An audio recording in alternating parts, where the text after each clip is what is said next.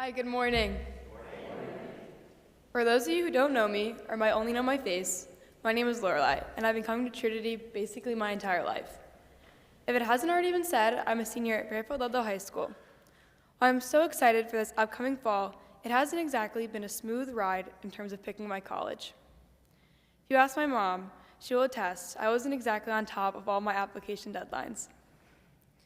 It started from the very beginning of this process. I wasn't exactly excited to make a list of schools to apply to. My college essay became a piece of writing that I hated to look at, and I sighed every single time the word college was mentioned. This honestly was surprising because I knew that I was super excited to meet new people wherever I ended up. I just really didn't like talking about it. I submitted all my applications on the day where they were due, including submitting one in a van ride to a ski mountain in France. I even had this mental pushback on going on to tour schools. You might think, that's an opportunity for a fun vacation, if nothing else. Or that's what my brother thought when he came along on all of them. I told my mom, there's no need to start touring until we've gotten in, so let's not waste our time.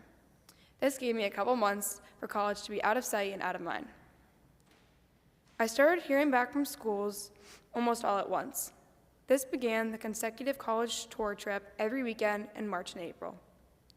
When asked, how did you like the school? My response was always dry, and when asked if I saw myself there, the response was always, yeah, sure, maybe. There was this large hurdle that I just couldn't seem to get over or even pinpoint what the issue was.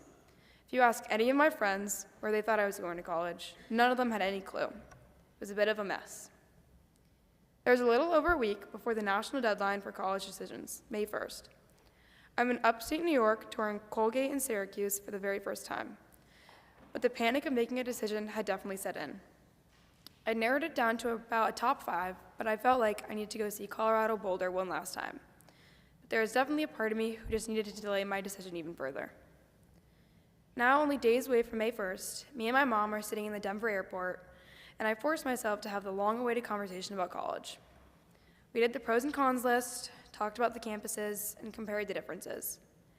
None of it seemed to make any progress because I knew that there was something standing in my way. This hardship was what was holding me back throughout the entire process.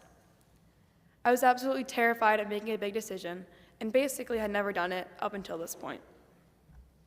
After a quick mental breakdown in the Delta Lounge at the airport, I pulled it all together. With my mom's ever-loving patience and support, she's truly a warrior, I had made a decision. I kept it locked in my head for the next couple days, not wanting to say it out loud because the weight of the decision was continuing to cause me stress. During these couple of days, I envisioned myself at the college I had picked and knew that great things were coming. With a push from the nearing deadline and the understanding that I was going to have an amazing college experience, I was able to announce that next year I was going to attend the College of Charleston to study education in the Honors College to someday become a teacher. The second reading from Romans talks about Abraham's triumph through his journey to have children. He never stopped believing that God was there for him and that good things were coming. He persisted even though the outcomes weren't exactly what he wanted until the end. Knowing that great things were in my future helped me overcome my triumph as well, of struggling to make a large decision. While both journeys had different hardships, both Abraham and I were guided by supportive figures and faith that there was good coming in the future. Community isn't always what you expect it to be like mentioned in our gospel reading, where Jesus was hanging out with unexpected people like the tax collectors.